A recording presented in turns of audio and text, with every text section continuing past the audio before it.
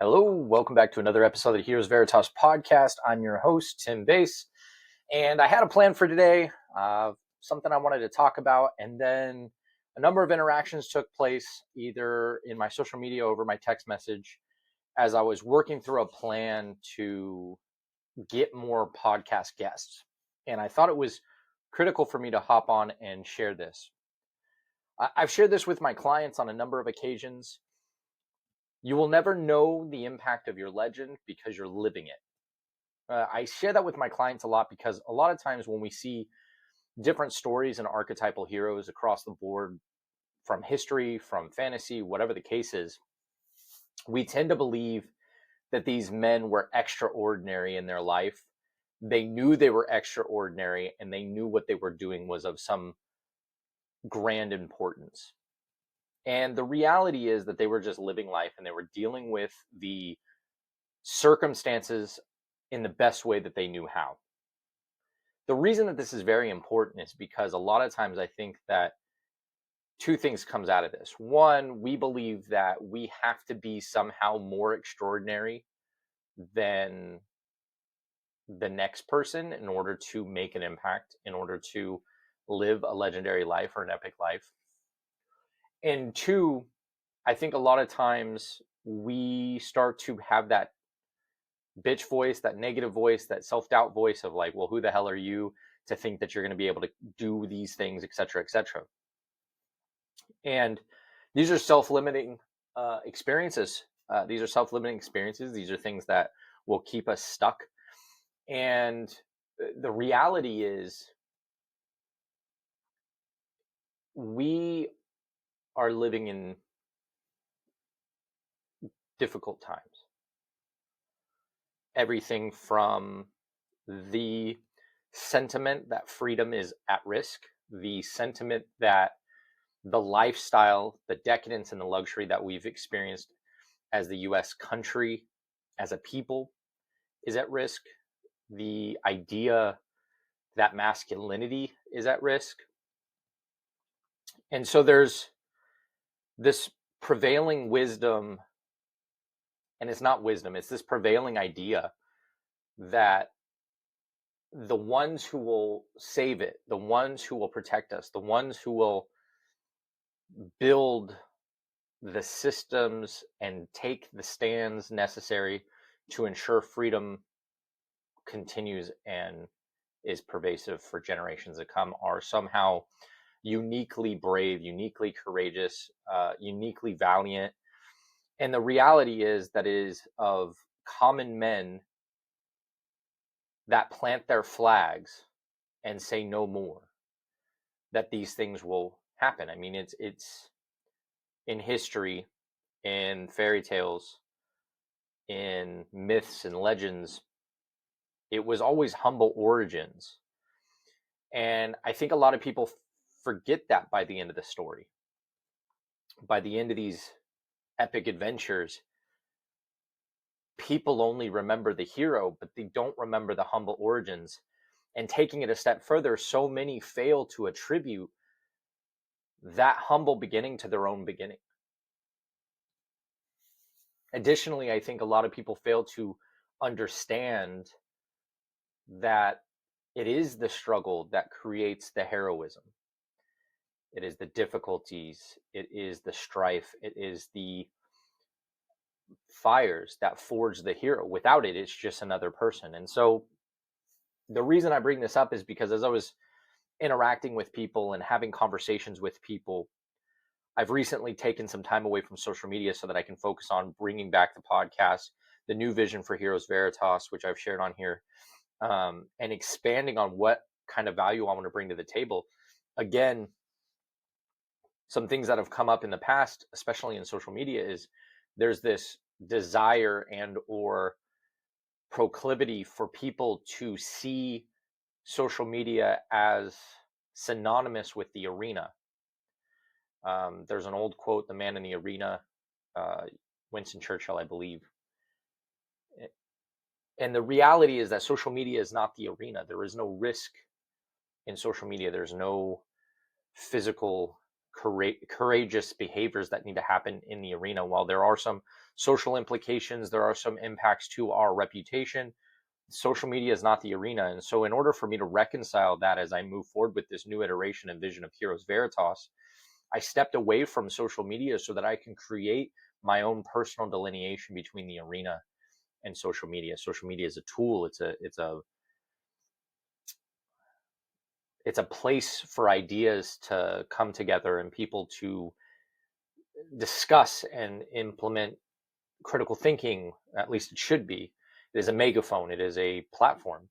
It is a pedestal, but it is far from the battlefield. It is far from the arena. There are masks, men with masks, who speak at large about lengthy platitudes on social media that don't actually live those things out. There are so many men who say who they are, but in real life they aren't. There are so many critics on social media who hide behind private accounts and keyboards, monitors, and the internet, that to even pontificate the possibility of social media being the arena in itself is devaluation of the arena, which I don't like. And so I disconnected. I have a specific disdain, especially being part of social media, being a coach in a highly saturated market, being around individuals who live off of lofty platitudes but don't embody those platitudes. I am connected with them because I am them in the eyes of people who don't know me, people who see me as a man with a mask. They see me as a man with a megaphone without any real connectivity, who hasn't built anything real. I see myself as them, and it irritates me. It creates contention because I believe that their inability to connect, their inability to live, their inability to be of character, and simultaneously assuming the role of the man in the arena when using these lofty platitudes and ivory towers, distant from the battlefield, distant from the fire and hurt and cuts and scrapes and bruises and risks of the arena. To be associated with them fills me with contempt. And so I disconnected for that purpose. And there was a beauty that took place. One, the peace that I was able to be productive without the constant noise of the so-called virtual arena, without the constant critic behind the keyboard talking about shit that they know nothing of, and talking about instances of risk that they are not willing to take, but asking their followers to take in their stead. I found peace in that space, and in that peace also the peace of the return. The return to social media was eye-opening, empowering, and beautiful, because in returning, within moments, within seconds, within very short amount of time, there was a awareness to the poison and the venom that is in social media, and I hated it. I hated it. And I know so many that share my views, but in that there was a moment of reflection of, well, why do you hate it? Why are you consuming it if it's so much poison? Why are you part of the problem? Why are you not part of the solution? It's why I speak very eloquently on my social media. I'm very deliberate on when I use written word versus video, versus why I'm not emotionally charged and angry and fire and brimstone. It's why I'm very deliberate about how I articulate my message, because I wish to be the solution, or at least part of the solution, because one cannot wholly and entirely be the solution rather than the problem. And the beauty was that upon my return, there were people waiting to hear from me. There were people excited to know that somebody had stepped back into that space, that had taken a break. And the empowerment was how thirsty and hungry people are for change, for real men in the arena. Not saying that I am the real man in the arena, but attempting to be a man in the arena, and to return to that level of nonchalant compassion and that natural intrinsic desire was beautiful and motivating, and reminded me why I started. And the conversations that I've had upon my return have been nothing short of amazing, because it is normal people who see the problems, identify and articulate the problems, work every day to develop themselves so that they're part of the solution and not the problem. And they are guiding others to the fountain of solutions. They are guiding others to the thought process, the font of thought.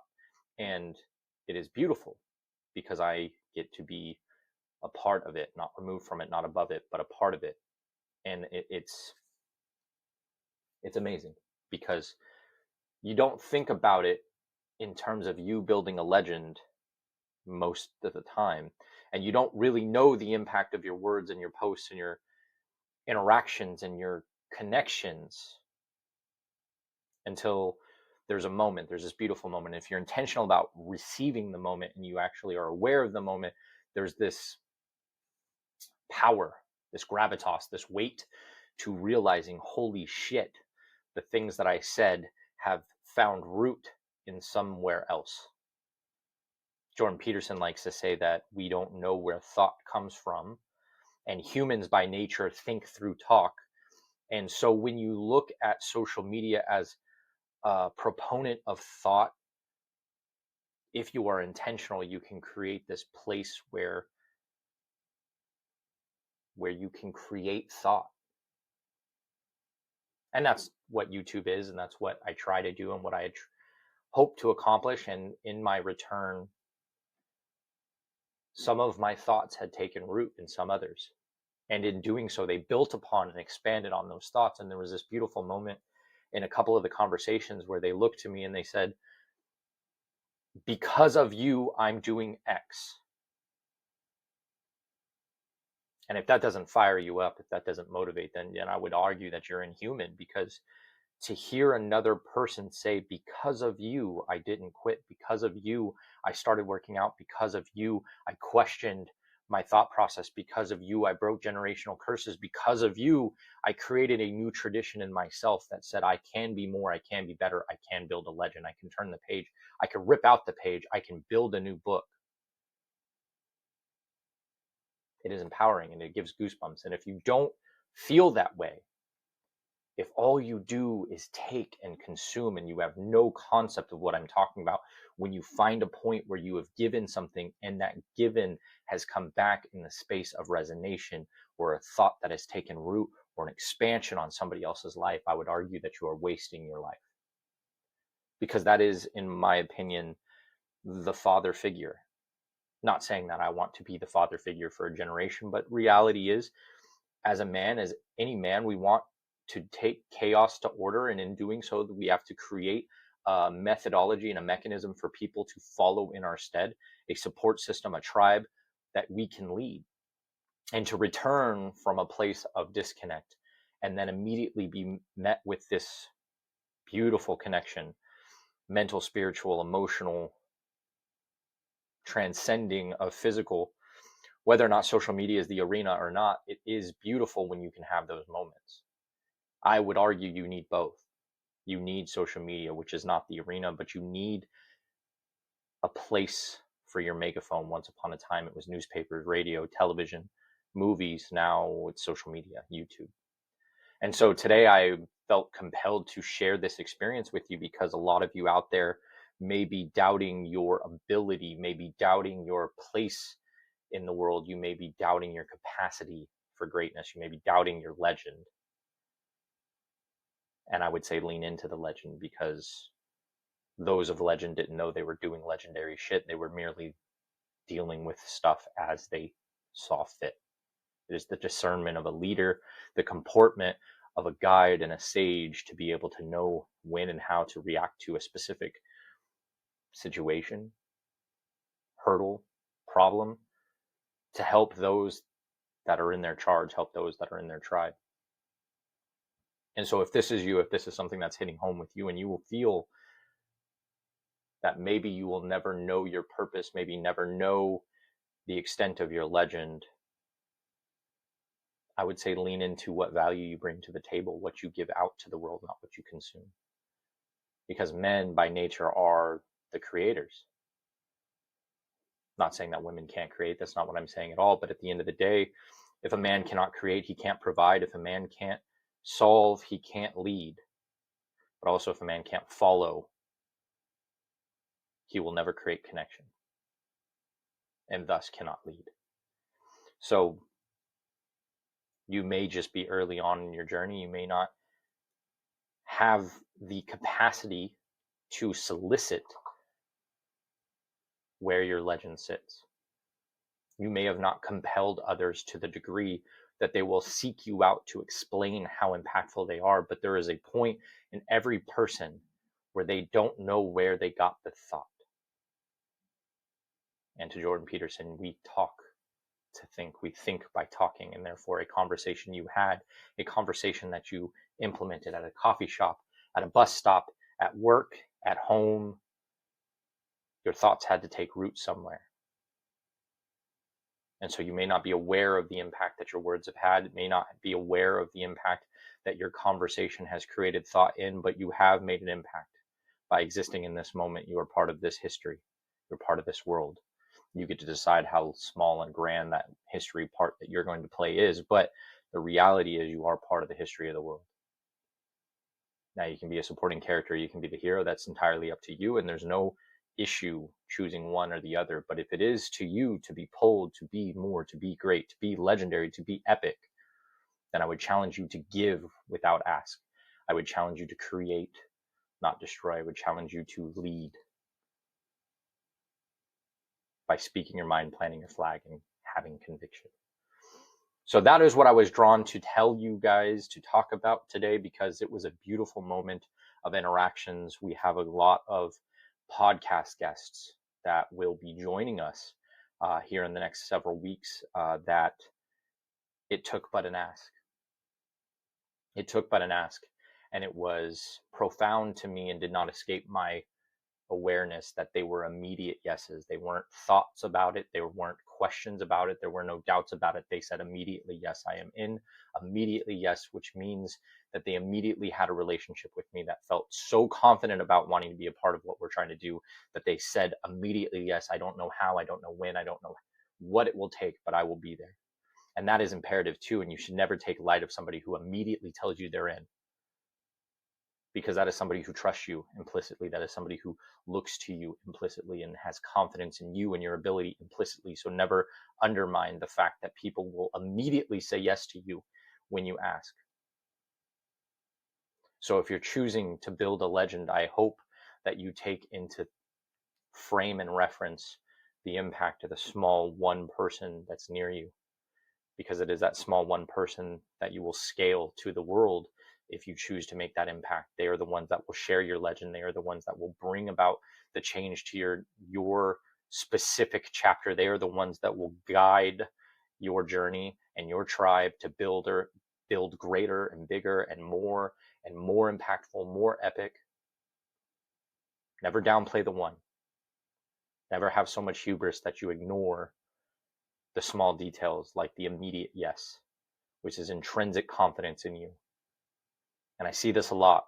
I see this a lot, especially with negative thinkers, people who think that they don't have anything to offer, people that think that they don't have any confidence, they don't have any respect. There's nothing about them that brings value. There's nothing about them that changes the world. But in reality, it is those small, arbitrary things like the immediate yes that they completely ignore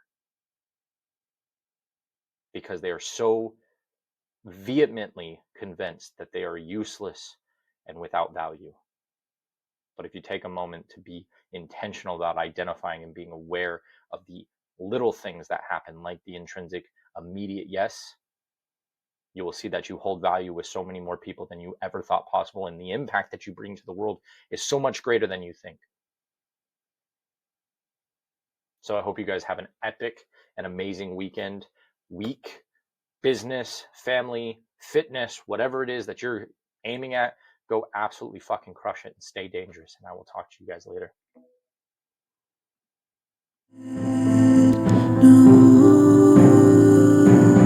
Your spirit waver now. The battle is at hand. Fight on with your